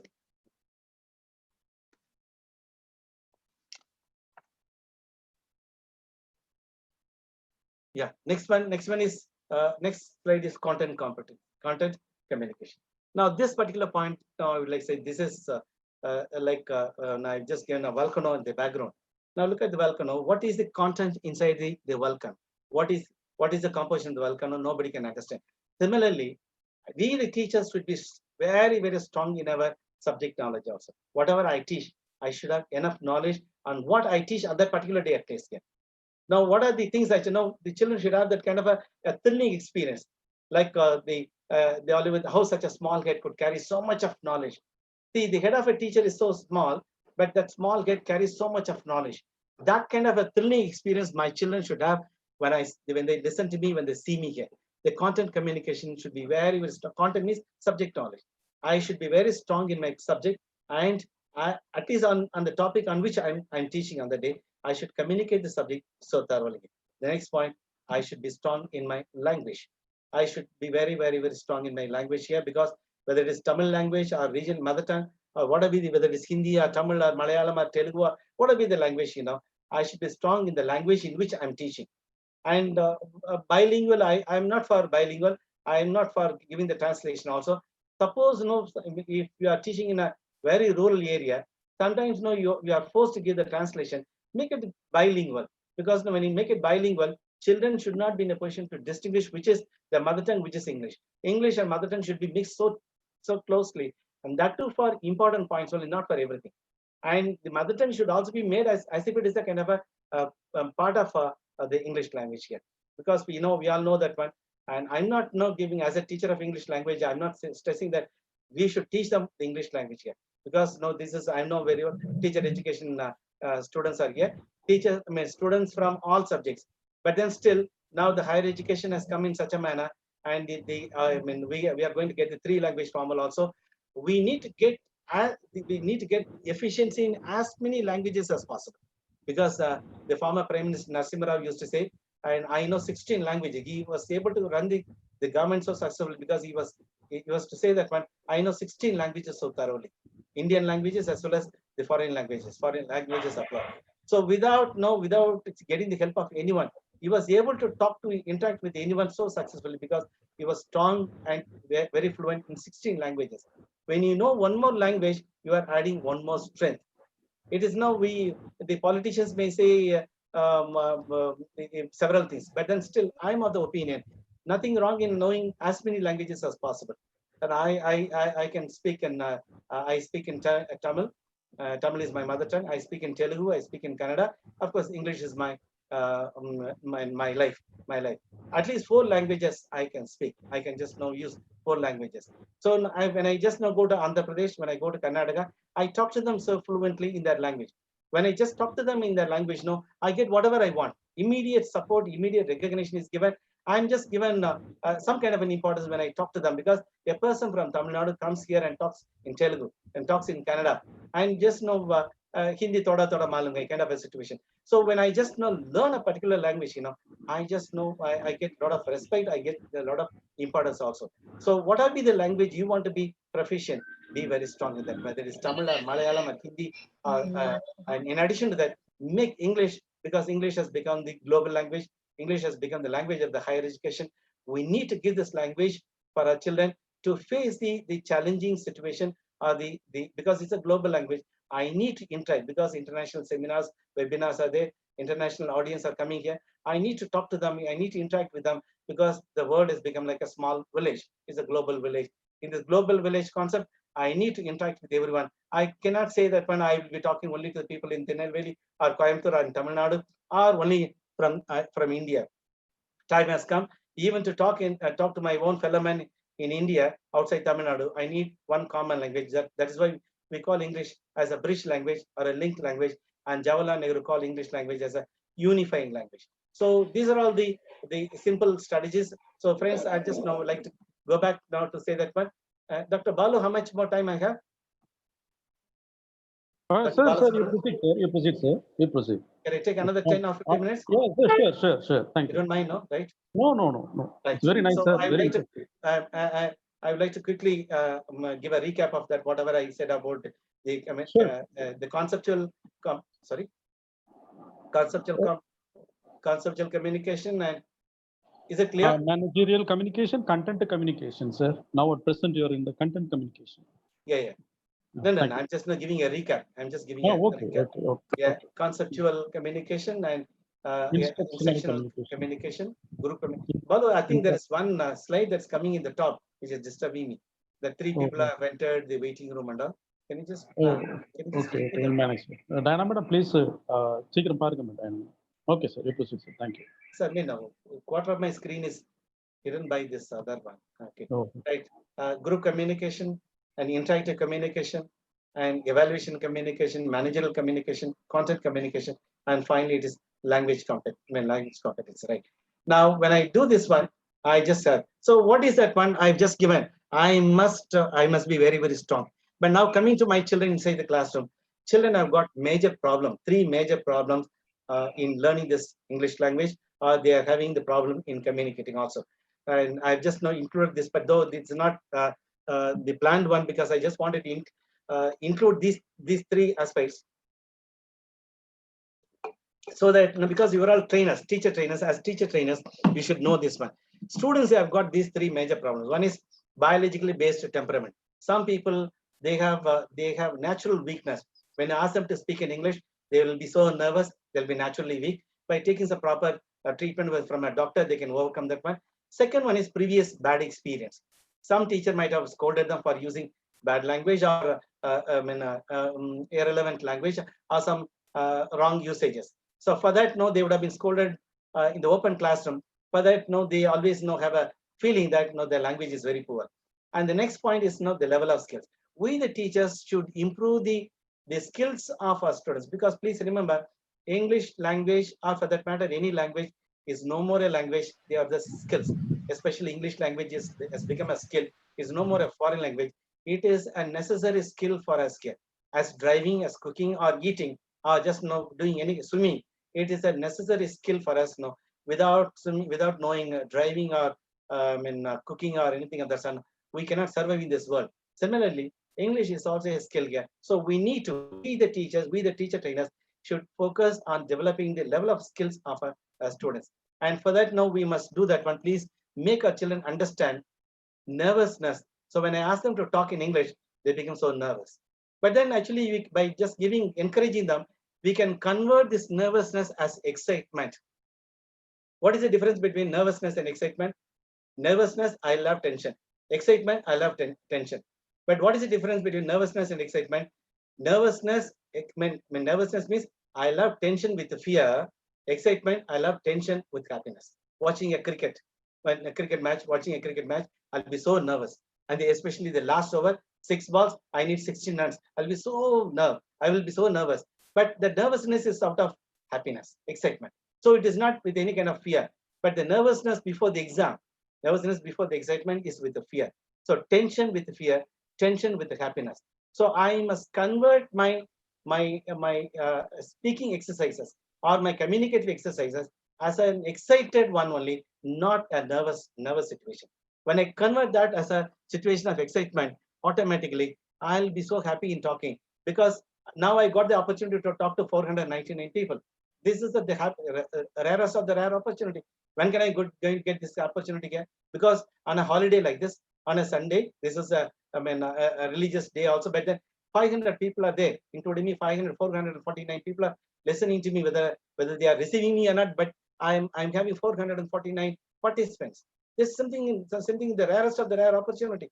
So because now people, you will be definitely longing. You ask the politicians, if you give these 500 people to the politicians, they will be so happy. Oh, got 500 people to talk. You give them 5,000 people, they'll be so thrilled. You give them 5 lakh people, that is a day. So you keep 5 lakh people in front of one single politician and give them a stage, give him a stage and a mic. He'll be talking to them for hours together. And most of the politicians are uneducated. They have not completed the school education. But then you give them a stage and a mic, they'll be impressing the lakhs and lakhs of people, thousands and thousands of people with their power of communication. So there's a power. But speaking to 40 people or 60 people or 100 people, no, this is our job, teachers' job. Teachers must know how to reach these 40 people, 50 people, or 100 people, at the most 400 or 500 people. I must make it as a thrilling one. This is not a nervous situation. This is an excited situation. This is a thrilling experience for me. The golden opportunity for me to reach 449 people. When I do this one, yeah, I'll be so thrilled and I'll be enjoying. Similarly, please remember, your anxiety is an energy. I'll be always expecting, how am I speaking? How am I speaking? How am I speaking? This expectation is an energy. Will I be speaking well or not? That question, I mean, when you're anxious, that anxiety is an energy. When I say that, hey, come on, all these people are, I'm a professor, senior professor, and all the same. Whatever I'm going to say is the Taraka Mantra. If I have this overconfidence, I'll be miserably failing in that one. Instead, if I'm anxious, and anxiety gives me the energy, and that energy is giving me the full strength to speak to you so powerfully. So in fact, the anxiety is the real strength. If I have that anxiety, that gives me the involvement, that gives me the dedication, that gives me the sincerity. If I'm not anxious, if I'm having the overconfidence, I'll miserably fail in my communication in reaching the 499 people, and I'll not be registering my points in your mind and heart. I'll not be considered as a teacher. I'll not be considered as an effective teacher. I'll be a teacher. Friends, we see hundreds of teachers. We see thousands of teachers in our life. Every day in our life is at least 100 teachers we have, but not all the 100 teachers are in our mind and heart. Very few only. Who are the very few teachers who are strong in our mind and heart? The teachers who have taken efforts to register their mind and heart, to register their communication effectively in our mind and heart, are staying in our mind. I remember maximum 10 teachers. The 10 teachers have become the role models to me. They are strongly living in me. Those 10 teachers, through their communication, they are still living in me. Even after decades. I'm retired, I've now retired. But even after the retired stage, my teachers who have taken classes during my school days, I still remember my second standard teacher. I remember my fourth standard teacher. I don't remember the first standard teacher or the third. I don't know the reason. Second standard teacher, Mr. Subramani, is no more. Fourth standard teacher, Dr. Mrs. Mangair Karthi, still in Chennai.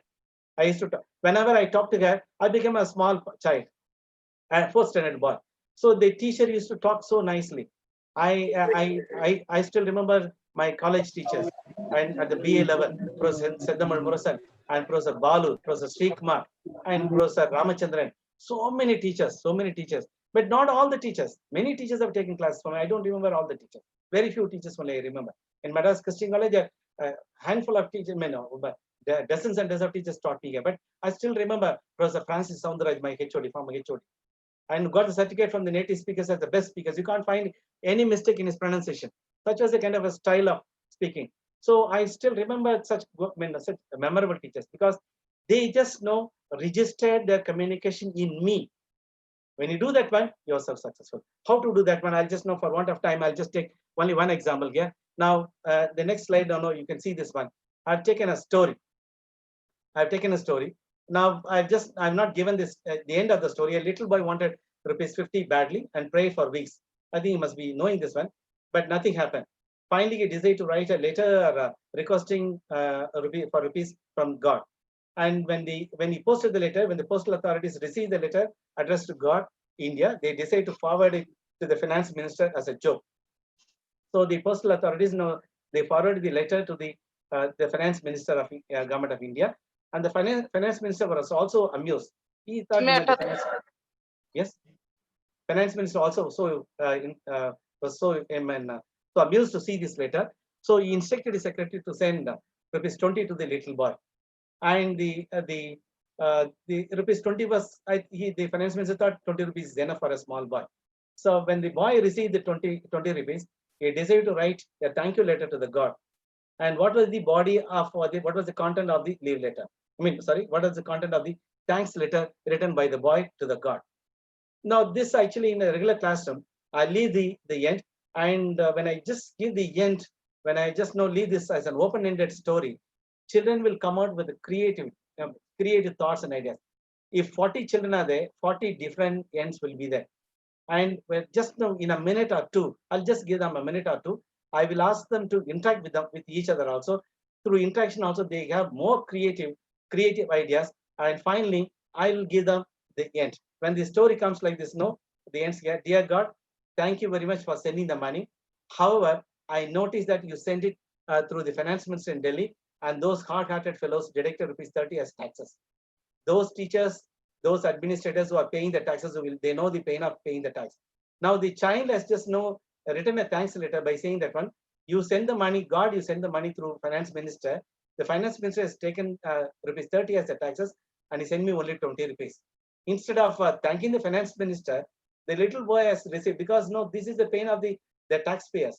But this is a very creative end, and this is a simple end. But then inside the classroom, when I give them a 2 minutes time for the children to write, to give a proper ending to this story, different ideas are always possible, and their communication will be strong.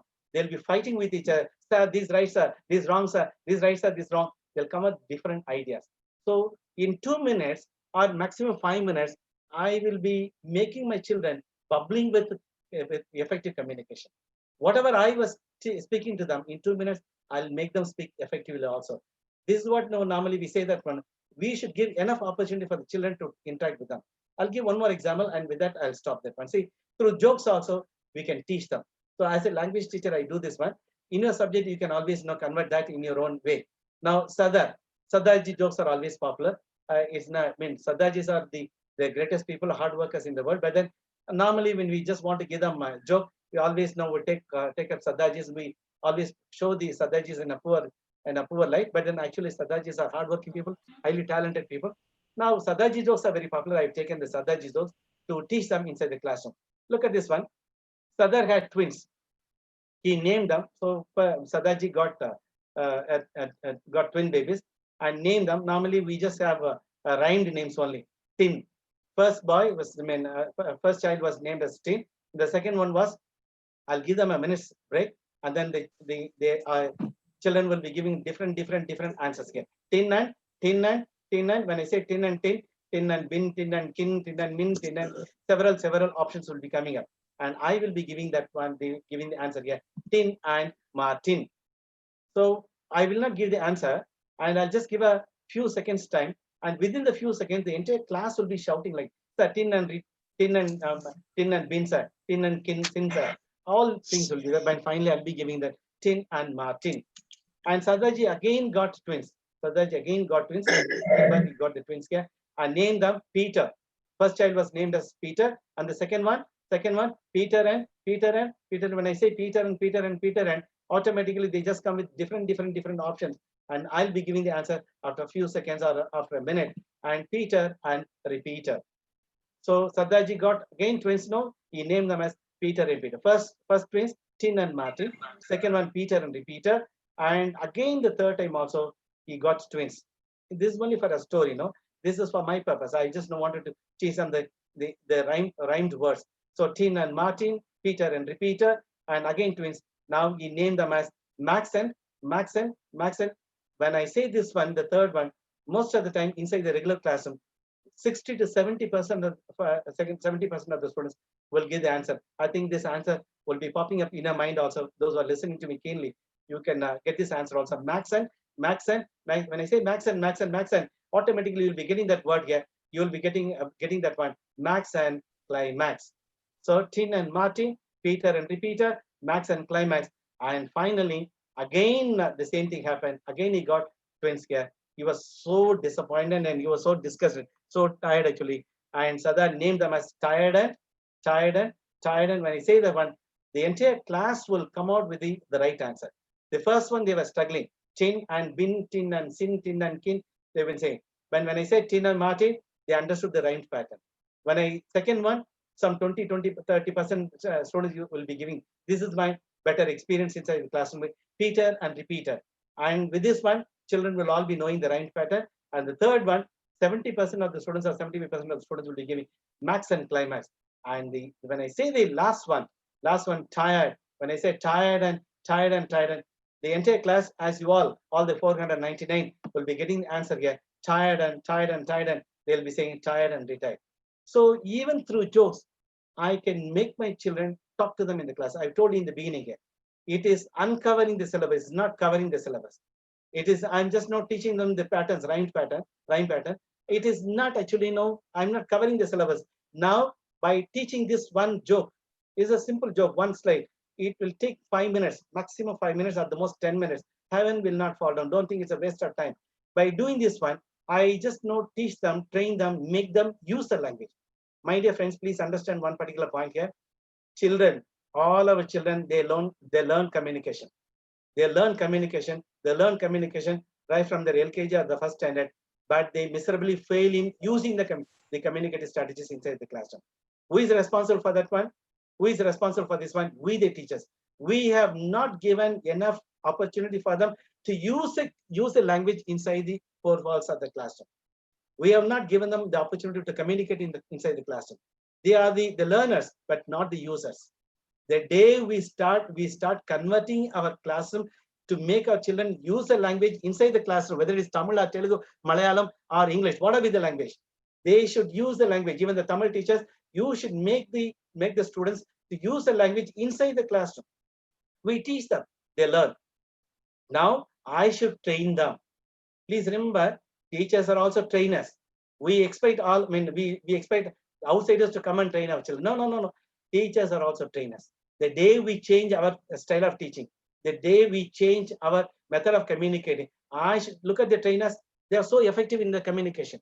I should become a trainer, because the trainers, they don't teach. They train, make the students learn. Make the students learn and use the strategies inside the classroom. When they make them use the language, children normally they say, no, yes, they are very powerful, they are very strong, and all these things. They say that. Just a minute, I'll just correct my battery and I'll come back.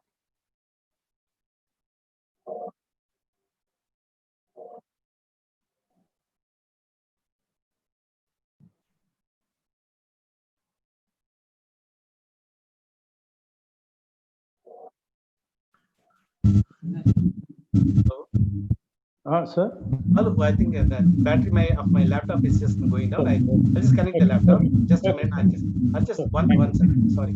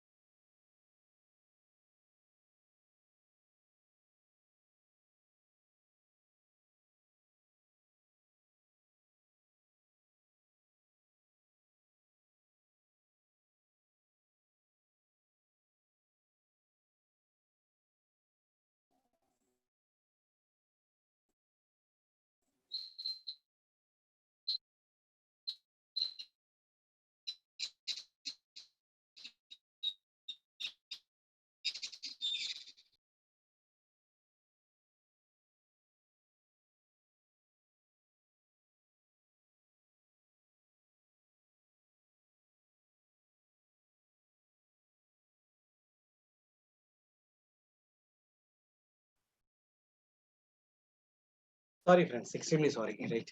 Well, am I all right? Yes, sir. Really, all right. Yeah. Thank you. So there's a problem with the technology. Correct. I noticed that. Okay. Right. Okay. So what we should do, besides being a teacher, I should also become a trainer. When I become a trainer, I make my children use the language, use the communication inside the four walls of the classroom, and they remember me. I become very strong. So for want of time, actually, I'm just skipping the other slides. I think I'll send these slides to you later. You can just get it from others. Through poems also you can teach them. I just know this. I'm just skipping that one for want of time. And through so punctuation marks. Through punctuation marks also you can just teach them. And finally, my dear friends, now I'm just summing up. English is no more a language. For that matter, any language is no more a language. It is a vital skill of your career. As a teacher of English, I'm just saying this one. Be confident of making mistakes. Now, what is that? No, you should don't. When you use a language, especially English language, you should be very confident of making mistakes. Don't worry about the mistakes which you're going to commit, and it will come to you. It will come to you automatically. You will overcome all the problems. And in fact, practice only gives you the perfection, and that is possible for any kind of a skill. That is always possible, even with the language. Even with the language, when you do that one, communication becomes very, very strong, and you can be very, very successful as a master with the master English. And with any language, you can be a master also.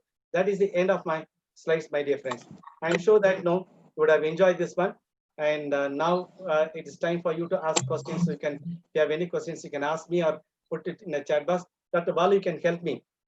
Sure, sir. There is one question. Yes. It's question from Kavita Karun.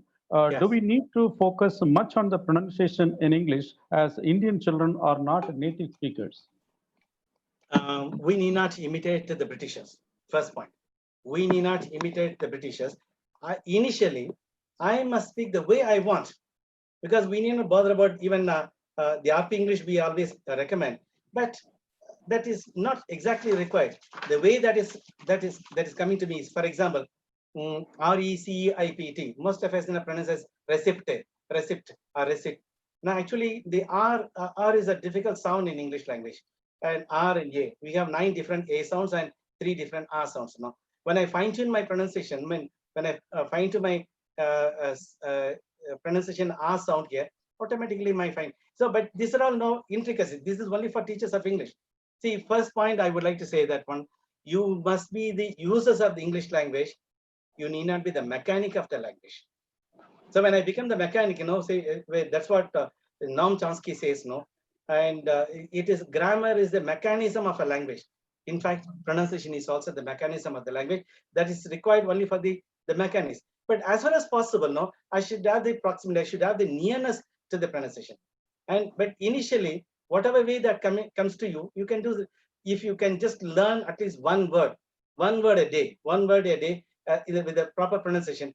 In the longer run, you can always fine tune this one. You need not worry about that one. Slowly, you can improve that one. So initially, I need not focus to become, or I aim to become a native speaker. The way that comes to mind, I should first know, I should climb on the first level first. First level is fluency. Second level is accuracy or the perfection. I'm always aiming at the second level, but that's why I'm not in a position to speak very fluently. I must first aim at speaking in a fluent manner, whatever that comes to my mind, without worrying about the grammar, without worrying about the vocabulary, without worrying about the pronunciation. I must be in a position to talk in an effective manner. And if somebody points out the mistake, I stand corrected. We can always say that one, I stand corrected.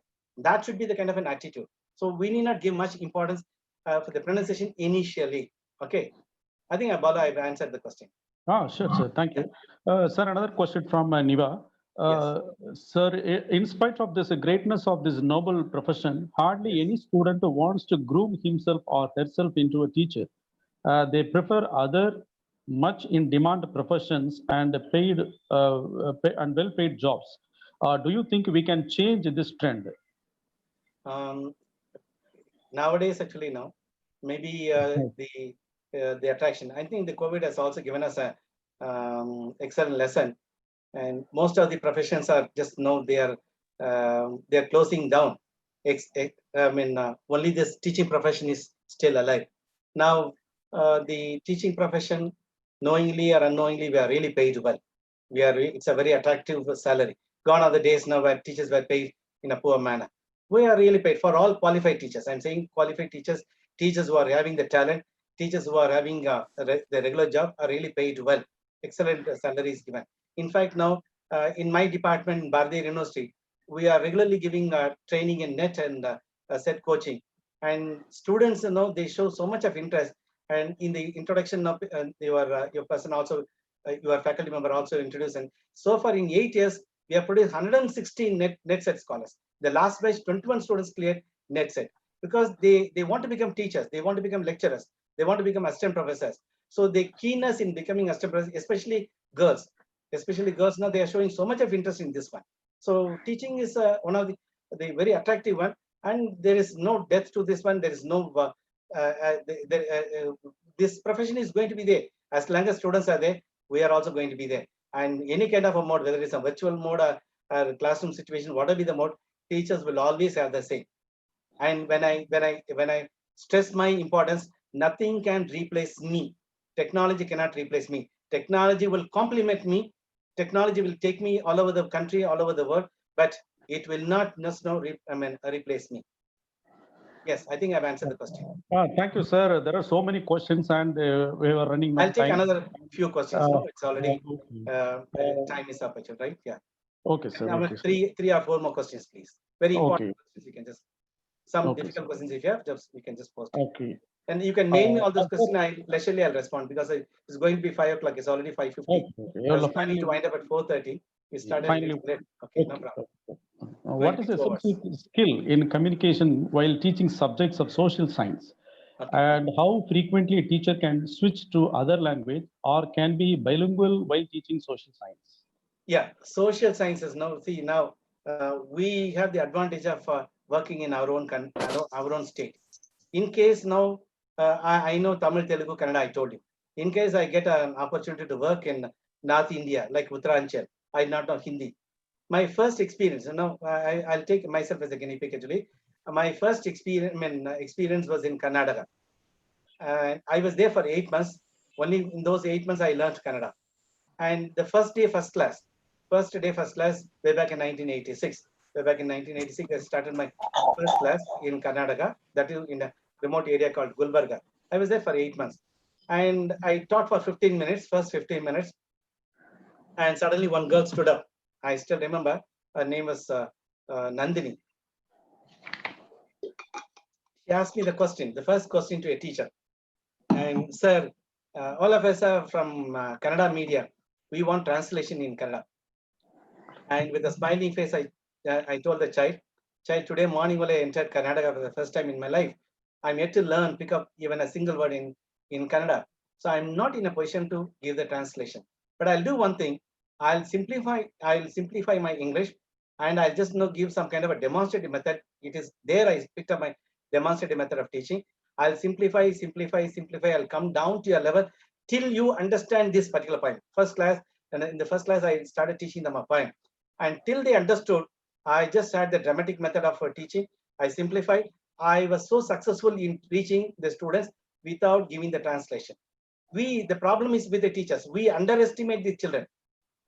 If I don't give them the translation, children will suffer. Please allow them to suffer. The suffering is only for a temporary period. If you allow them to suffer, and over a period, they will just get over that suffering and they'll be on a par with you.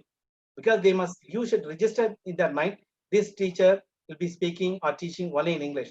So I must keep my mind open in such a manner to receive the points and ideas and teachings only in English. Don't underestimate children. They clear the +2 by scoring 70 marks out of 200, or they have enough language. Only thing is, you must give them the realization. You should make them realize that they have enough English. If only you give them the realization, they can speak better English than us. You can make them communicate so effectively than us. This is the excellent experience of mine. It is because of, even at university level, we get students from all walks of life, but we make it a point to speak only in English. We give them bridge courses, this course and this course for a month, and within that 1 month, they get over all this kind of inhibition. They have inhibition. It is not only at the UG level, even at the PG level, children who have done their BA English, they still, they come to the department, they say, sir, we did our schooling in school, Tamil medium, sir. So we are not in a position to speak in English. We just give a kind of rigorous orientation, a bridge course kind of a situation. Within 10 days, they get out of their fear, the inhibition, they start using the language. Only thing is the teachers, again and again, I'm stressing, reinforcing, reiterating that particular point. You should spend at least 10 or 15 minutes. Kevin will not fall down. You should spend at least 10 or 15 minutes to make your children use the language inside the classroom. Make them communicate whatever they, because it's a collective responsibility. Don't think that only teachers of English should do that one. All teachers of an institution must join together to motivate them, to groom them, to mold them. If you do this one, yes, as a college now, you will be successful. Thank you. Yes, Paul. Okay, sir. Sir, now it's a time to thank everyone present. Yes. I would like to invite Mrs. J. Roslyn Diana Silvakumari, Assistant Professor of Tamil, to propose a vote of thanks. It's over to Mrs. Roslyn, madam. Roslyn, madam? Speaker for St. John's College of Education, Palayamkottai, and the entire fraternity of the college, it seems to be a great honor to propose the vote of thanks to all who have helped us in making this seminar a very resounding success. First of all, I extend my most sincere thanks to the Lord Almighty. On behalf of the participants, I extend a very hearty thanks to the speaker, Dr. Saravana Selvan, former professor and head Department of Linguistics and Foreign Languages, Bharatiyar University, Coimbatore. who spared his time from his busy schedule to grace the occasion. I take the opportunity to thank Advocate S. Dinesh, Secretary, who motivated to conduct such webinar. I thank Dr. Sandrasekharan, Principal, St. John's College of Education, who is the backbone of webinar. I would place on record my heart thanks to Mrs. Melba Thomas, Professor of Science, who introduced our resource person. I thank Dr. Ananda Babu, Assistant Professor of History, for extending his technical support. I thank all the teaching and non-teaching staff, because of whom we made this webinar possible. I thank all the participants for your presence and attendance. I fully hope that you all would have utilized this Sunday a valuable one. We look forward to bring you more webinars in the future. Thank you, one and all. Thank you, friends. All the best. Have a nice time. Good. God bless you. Thank you. Bye. National, Thank you, sir. Madam, play the national.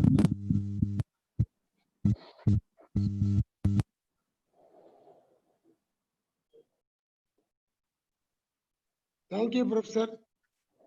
जनगण मन अधिनायक जय हे भारत भाग्य विधाता पंजाब सिंध गुजरात मराठा द्राविड उत्कल बंगा विंध्य हिमाचल यमुना गंगा उच्चल जलधि तरंगा तव शुभ नामे जागे तव शुभ आशीष मांगे गाहे तव जय गाथा जन गण मंगलदायक जय हे भारत भाग्य विधाता जय हे जय हे जय हे जय जय जय जय हे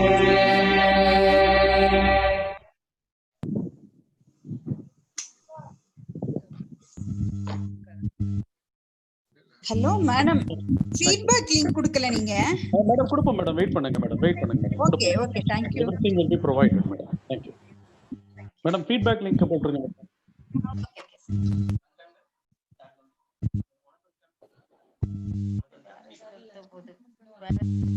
வீட்ல எல்லாம் போது நான் தான் போடணும்.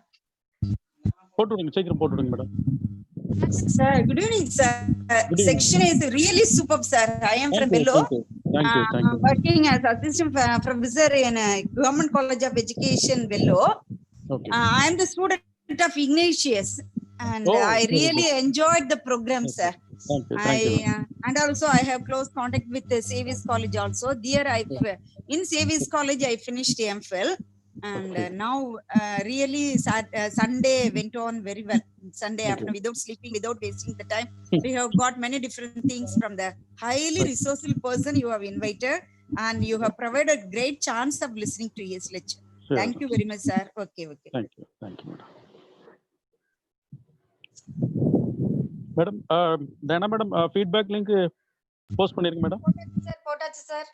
Okay, dear participants, today you will get near about 200 certificates, and no need to panic for the certificates. We will provide at the earliest, and as per the auto generation, you will be getting according to the law. Okay, thank you.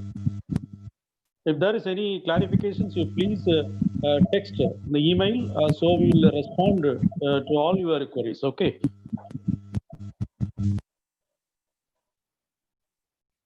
Diana madam, post பண்ணிட்டீங்களா? Thank you sir. Feedback போட்டீங்களா? போட்டாச்சு sir. போட்டீங்களா? சரி, okay. 2-3 இடத்துல போட்டு விட்டுருங்க, குரூப்லயும் வேணா போட்டு விட்டுருங்க. சரியா? எல்லா குரூப்லயும். ஓகே. அப்போ லீவ் பண்ணிரலாமா ஹால்? லீவ் பண்ணிரலாம் சார். ஓகே.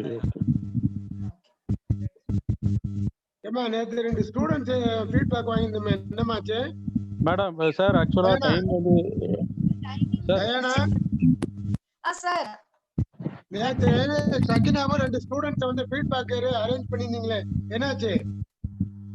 சார் டைமிங் இன்னும் கொஞ்ச நேரம் தான் சார் இருக்கு. இப்ப ஒரு கட் ஆயிரும். 5 நிமிஷத்துல சொன்னாங்க, கட் ஆயிரும்ட்டாங்க. அதனாலதான் அது கட் பண்ணிட்டோம்.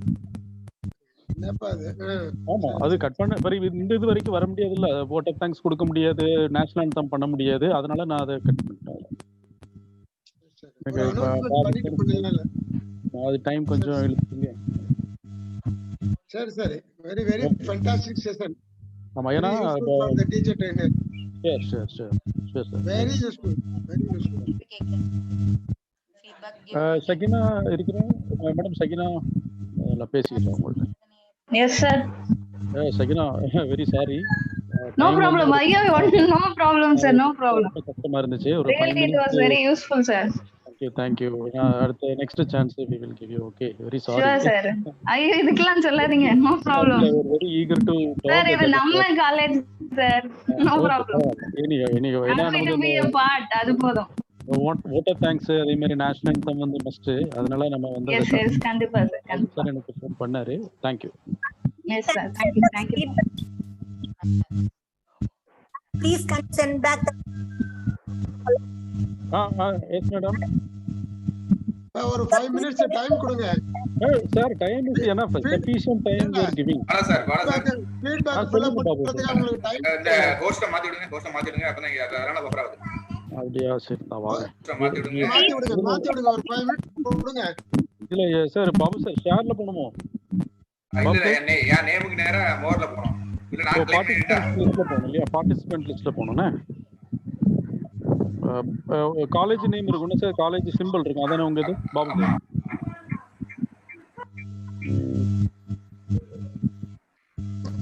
Sir, it is not accepting. Still, we have filled the feedback form, but the response is it is not accepting. I mean, the sufficient time is over. No, it is the sufficient time. It is not over, sir. I will provide you the feedback, and you can contact me in that email, sir, that we have given. No. Yeah, but the message itself displayed in that way, so that we confuse. sir, அந்த நோட்க்கு அப்புறம் lock ஆயிரும் sir. Open பண்ணி விடணும். அதான் சொல்றாங்க. அப்படியே நான் அதை ready பண்ணிட்டேன்ல. So we have submitted. No, sir, is it clear? Yes, we have submitted. Okay. ரெண்டு ஃபீட்பேக்குமே ஓபன் பண்ணி விட்டுருங்க. எதுல? Hello. Is there no, sir? Yes, sir. Yeah. Hello. Yes, madam. Sir, actually feedback form and attendance form, it is showing the same form in our link. Madam, What you have shared the link now, it is the same. Same form for the attendance and for the feedback too. Please check the link, sir, which has been provided.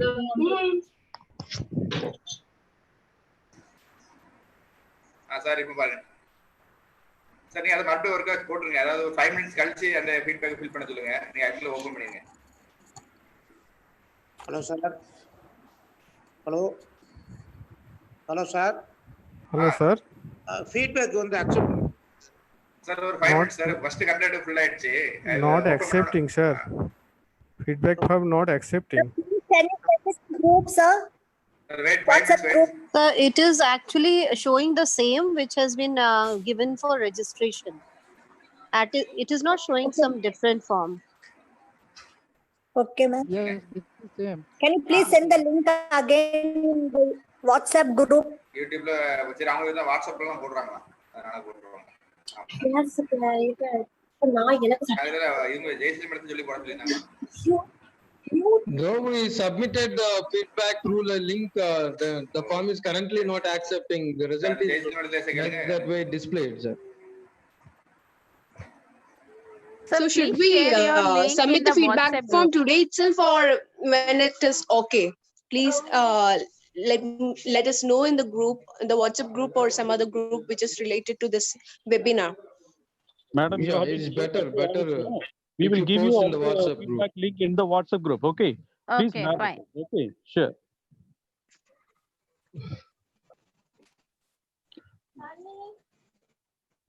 Babu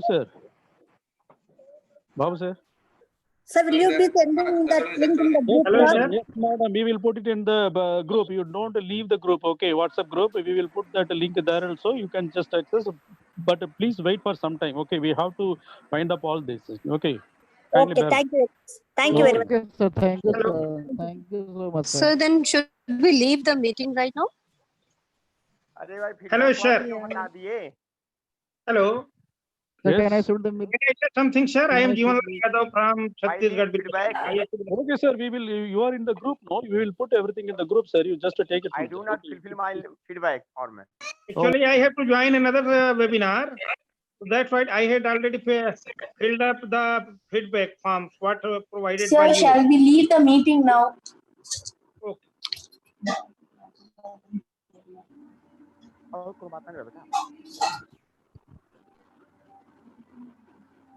Sir, shall we leave the meeting now?